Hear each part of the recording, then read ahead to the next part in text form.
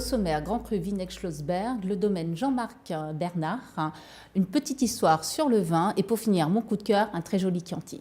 Voilà, il faut savoir qu'elle a été restauratrice sur des péniches à Lyon. Elle connaît divinement bien le vin et ce soir, vous avez choisi le Grand Cru de Katzenthal. Exactement, le Grand Cru Vinec-Schlossberg, qui est un terroir à forte pente, qui est plutôt solaire.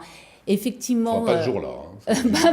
Pas ce jour-là, voilà. Effectivement. Mais donc c'est un forte pente, très caillouteux. Là, par contre, on a pu le voir quand même par rapport aux images, solaire. Ça nécessite un fort engagement de la part des vignerons parce qu'il faut travailler face à la pente, avec des rangs étroits, donc peu mécanisables, et du coup un travail manuel très important sur ce Grand Cru. On peut parler d'un microclimat ?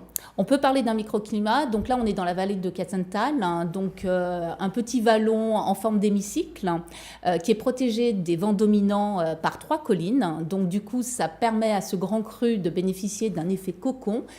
Lorsqu'il y a l'été, la chaleur s'emmagasine, s'intensifie dans ce petit caisson et ça donne justement ce fameux microclimat pour ce Grand Cru. Autre particularité ?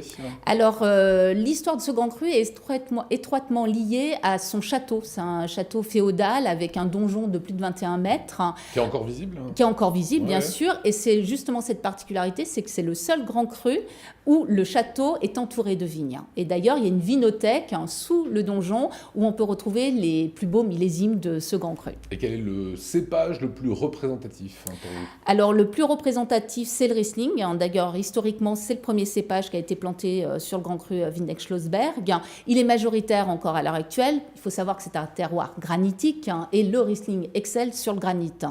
Il est plutôt planté, le Riesling, puisqu'il y a les Pinot Gris et le Gewürztraminer qui est représenté, à l'état de trace, le Muscat, mais le Riesling, vous allez le retrouver plutôt sur le haut du Grand Cru et à mi-pente. Domaine à nous conseiller. Alors, domaine Jean-Marc Bernard, un domaine 9e génération, viticulture en bio. On a rencontré Frédéric Bernard. On regarde.